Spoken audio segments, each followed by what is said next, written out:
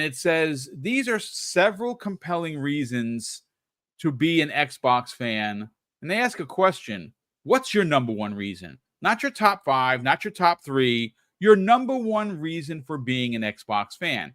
And again, it is a long list of 10. I'm going to just plow through it real quick for context. And then we're going to have a conversation, because I think that there is a lot of reasons why I'm an Xbox fan. There are a lot of reasons why you should be an Xbox fan. I'm certainly not going to tell you how to do that, but I think that when you just look at what is happening in the industry, regardless of what the gaming media says, or what the, what some of the very skewed opinions of the gaming community say, Xbox seems to be the one not only winning, but really setting up what they're going to be doing for us as consumers and fans for the future. So quickly, they say, number one, Game Pass. Xbox Game Pass offers a vast library of games for a monthly fee, allowing access to new titles and classic favorites.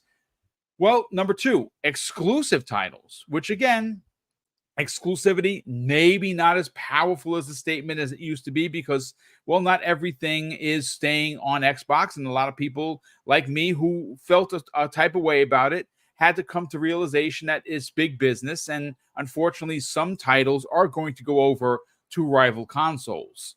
Third, backwards compatibility. I think this is a brilliant take, because when you talk about backwards compatibility, if it's part of the list, if you have an old disc sitting in your desk that you're about to throw in, you're like, oh, let me find out what's in this desk. Oh my goodness, look at this old game. Let me check it's on the list. And you pop it into your new console. If it's on the list and it's gonna work, you're gonna get HDR boost. You're gonna get FPS boost. You're gonna get a game that could be 20 years old that works. Not only works, it looks better. Who's doing that? The only people doing that is PC, because Sony, they don't do that with their older titles, because their older titles are playable, but you know what they look like? PS1 games, PS2 games, and you can't get any PS3 stuff on there because they haven't figured that out. So if you go to play, let's say, for instance, a launch title, which I loved when it launched, Jumping Flash, which, gave you this, high when you jumped into the air and it almost made you nauseous. That looks and plays like it did 25 years ago. And they don't give you any advancement. Same thing for Nintendo. They're online, not expensive, but you're getting games that look and play exactly like they did 25 years ago. Now with Xbox, that to me is a big advantage. Cross-platform play, meaning Xbox supports cross-platform play with many games, allowing gamers to play with friends on different consoles. I don't know if Sony stopped charging for that, but they were charging for that. It's a really big deal. This Xbox they just do it. Cloud gaming. Well, cloud gaming is a thing. It runs better. Like NVIDIA runs their cloud gaming a bit better. I hope that Xbox with their cloud gaming takes some pointers and makes it as good as theirs. And I think they're working together to get that done. That's a big deal. Something here I didn't see, but I'm going to make a mention of it. Cloud saves. Cloud saves are free on Xbox, not on PlayStation, because if you don't have a current or concurrent membership with PSN or PlayStation Plus, you don't get cloud saves. That's locked behind a paywall. Talk about gross. Not good. Strong online is another great point. And I really do think, look, the online community is toxic, racist, sexist. It's just sometimes vile. But I will admit, and maybe I'm being a little bit biased here, the Xbox gaming community online, 10 times better than the PlayStation. PlayStation is probably the worst, in my opinion. That's bottom of barrel for me with PlayStation and their players, because they're nasty. And I don't know if it's because they're a younger crowd, but the Xbox crowd, much nicer. Game development support. Xbox supports indie developers and offers platforms like ID at Xbox to help bring diverse games to players. They also have a thing that I learned yesterday, that if you are a game developer and you have an indie game, you can apply to for, it's not a loan, it's almost like a grant from Xbox to help make your game. I was talking to a couple people, I didn't even know that existed. Well, it does. Innovation technology. And look, this is the great one. Features like quick resume, best in the business. Like quick resume is so, and Jamie, you did a video that you put on Twitter a couple of weeks ago. You just going from game to game to game, and it's like it's quick, it's snappy. I love that. So I'm gonna stop there. And Jamie, I'm gonna reverse order and go to you. What makes Xbox the platform for you? What makes you the big Xbox fan that you are? You know, that list I saw on Twitter sounded a lot familiar because I wrote something like this back in, let me see, February. So I'll just go over the list because it's a bunch of stuff. The games, I think I prefer Microsoft's, variety of games. You have racing games, first-person shooters, third-person shooters, RTS games, sim games. The list goes on. You're going to have horror games out and all that stuff. And, like, people will argue day and night on who makes the better first-party content, but I just want variety. I like the fact that Microsoft comes out with different kinds of games. Yep. Maybe not all of them are going to be smash hits, but like Sony, they make great third person action adventure games. But I don't want to live in a world where that's all I get. I drive me insane. But I like Microsoft's lineup of games, the variety. Backwards compatibility is a huge one for me because we get told time and time again that you should buy your games. Well, shouldn't I be able to replay them on the box I own? And I get to do that. And like the Xbox 360 is my favorite console of all time. I have hundreds of games for the thing, physical and digital, and I get to play almost my entire library on my current Xbox, which I think is amazing. I put out a tweet the other day about my favorite 360 RPGs, also playable on Xbox Series X, such as Deus Ex Human Revolution, The Witcher 2 Assassins of Kings, Fable 2, and it's a big thing for me because I replay games a lot, all the time. Hell, look, I talk about Mass Effect like I'm a nut. I knew you were going to go there. Yeah, there you go. Like I'm a nutcase, but before Legendary Edition came out, the truth is I replay Mass Effect every single year. And like I was going batshit crazy before we had backwards compatibility for Mass Effect back in the day. And I'm so happy for that feature. And let's talk about the free upgrades. Like I can put in a 360 game, and like let's say Mirror's Edge, I can play that at 4K, 60 frames per second with HDR, and it looks like a game that released yesterday. Yep. And I can put in my original Knights of the Old Republic disc, and it plays in 4K, and it's incredible. And I just love the fact that like we talk about legacy all the time in video games, but Microsoft's the only one that really lets you play your legacy titles, and that's a big thing for me. If I'm investing into gaming on this box, I want to be able to carry my games forward. I think that's the biggest thing that PC gamers can do. They can play games going back to Zork.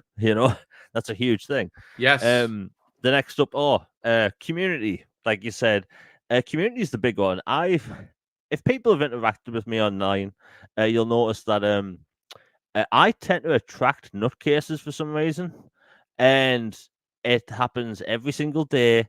I can just say, "Hey, check out this cool new game coming to Xbox," and you look at the replies, and it looks like the people that are replying look like they're in Mad Max or something. Like they're absolutely crazy, absolute stalkers. But in the Xbox community, I've never really had many bad interactions. And I think the Xbox community is very chill, relaxed, and like all communities have like a few toxic people, but I've never had any really bad interactions with Xbox fans. And I think the Xbox fan base online has been really close knit for a very long time compared to other fan bases. Again, I could be biased, but that's just me seeing it. Microsoft Rewards. I think Microsoft Rewards, even though they have nerfed it over the past year and a half, especially in the UK, the fact that I can buy games, hardware, subscription services out of points is a big deal. I bought my Starfield controller by saving up points for 1 month. Like that's crazy. And that's insane. I love it. I love those stories. And I got £100 off my Xbox Series X because of points. I've bought probably I want to say at least 10 AAA titles day one because of points, and you can pay for Game Pass out of those points. I think it's one of the most underrated things Microsoft does. The quick resume thing. I hop back and forth between games all the time. Maybe it's ADHD, OCD. I don't care. Maybe we'll find out one day. But I hop back and forth between like 5 different games each week, maybe more. And with quick resume, I don't have to experience load times. That annoying start screen, going to the start screen, loading up my save, none of that exists for me. And I love that. And that goes back to multiple generations. Like, hell, I've had Battlefield 3 in quick resume for about 8 months, right? Will I take it off? No. Should I? Yes, but it doesn't matter. And I love that feature. It's great. And let's talk about Game Pass. Game Pass has been around since 2017, and people act like it just came out yesterday, but it's enabled so many people to enjoy new kinds of experiences because if you subscribe, there's zero barrier to entry now. I play lots of RPGs, lots of action RPGs, and it would break the bank if I bought every single one day one. Game Pass enables me to play basically everything, and I buy a lot of games that leave the service because you get a good discount. I think that Game Pass, as much as people like to throw FUD around at the service, it's literally the best subscription service on the planet. The value you get, down. the value you get is stupid. Like Netflix, I subscribe to Netflix and I think it's a good deal. But like with Game Pass, you have hundreds of games, discounts, perks, and like you get like multiple months of free Spotify Premium all the time. Like I've never once had to pay for Spotify Premium, and I love Game Pass. It's such a good service, and the fact that Microsoft still puts in ads over 100 games when there's like over 300 or something like that, it's crazy to me. But those are some of the big ones. Obviously, controller and all that stuff, but Xbox for me is all about that stuff. Infinite Umbra. Let's get your hot take because there are a lot of really great reasons on this list. Jamie Moran knocked it out of the park. But what makes you, kind sir, an Xbox fan? Jamie kind of cheated, though. I want to just throw that out there.